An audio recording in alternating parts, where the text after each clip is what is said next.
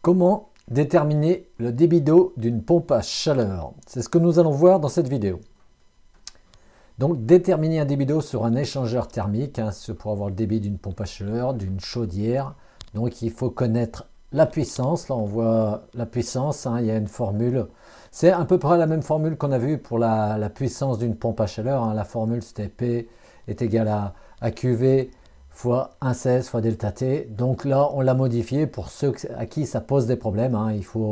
Il suffit juste d'appliquer la formule. Donc le débit, c'est la puissance divisée par 1,16 fois le delta T, différence de température. Bon, je ne réexplique pas tout ça, on l'avait vu dans la vidéo précédente sur la puissance. Donc on va voir comment on utilise cette formule qui est assez simple. Pour moi, c'est la formule la plus importante. C'est celle qui me sert le plus souvent. Je dirais pas tous les jours, mais presque tous les jours et au moins toutes les semaines. Donc pour moi, c'est important. Après, en fin de vidéo, je vous donnerai une petite astuce vous verrez, pour trouver les résultats, les calculs, c'est très très simple. Donc, on va faire un petit exercice. On va commencer par un cas de figure. C'était le cas d'une expertise.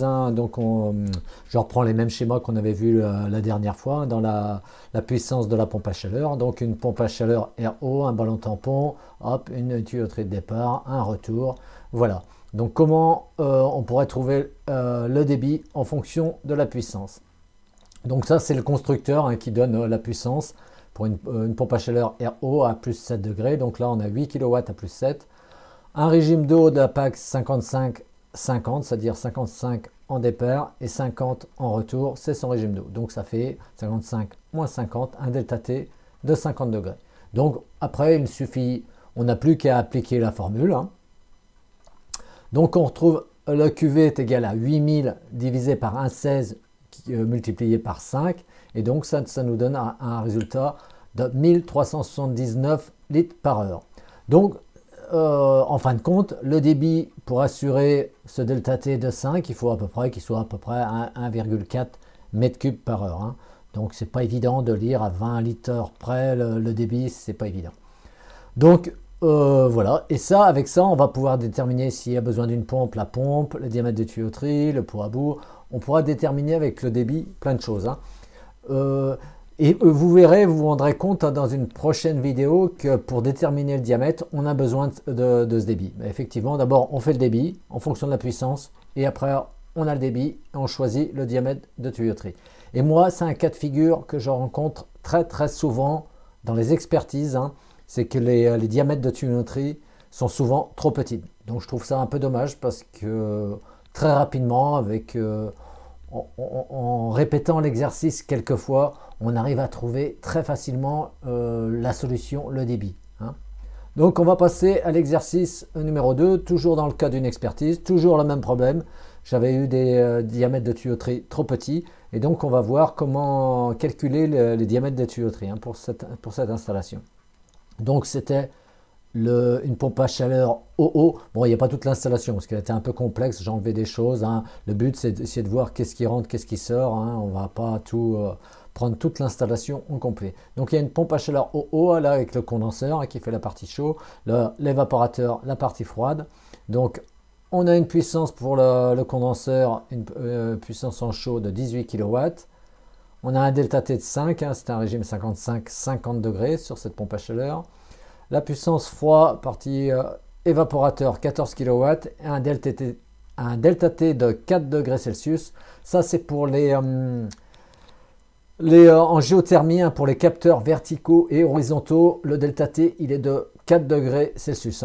Bon, après, ça peut varier entre 3 et 5 dans le fonctionnement, mais pour faire la sélection, nous, on prend un delta T de 4 degrés Celsius. Donc, on va calculer les débits pour le condenseur et pour l'évaporateur. Donc le QV 18000 divisé par 1,16 fois 5, hop, ça nous donne un QV en chaud pour le condenseur 3103 litres par heure. Pour la partie de l'évaporateur, parce qu'il faut bien choisir une pompe, ça fait 14 000 watts, donc 14 kW c'est 14 000 watts, divisé par 1,16 fois 4, donc ça nous donne 3017 litres par heure. Donc avec ces débits, on va pouvoir choisir, aller acheter nos pompes avec la hauteur manométrique, plus on va pouvoir choisir nos diamètres de tuyauterie.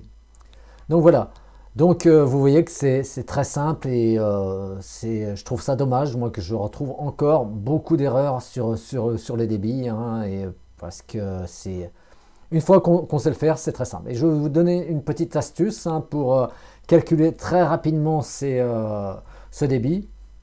Hop. En fin de compte, vous avez la même formule et j'ai mis P à la puissance divisé par 5,8.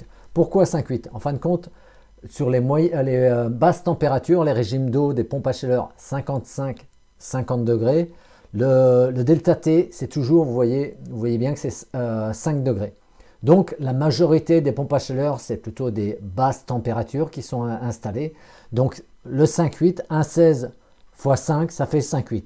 Bon, à force de le faire, moi je l'ai retenu, et donc du coup, ce qui est super, c'est qu'en une seule opération, vous faites la puissance, vous faites dans le cas précédent 18 000 divisé par 5,8, vous avez tout de suite le débit en litres par heure. C'est très très rapide. Essayez de vous exercer un petit peu, il faut que ça devienne un automatisme, hein. Donc voilà pour cette vidéo, j'espère qu'elle vous sera utile.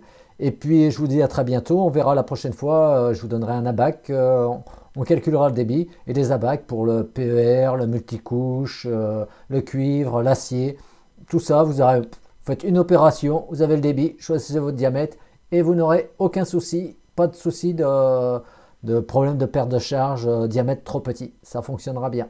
Allez, à très bientôt.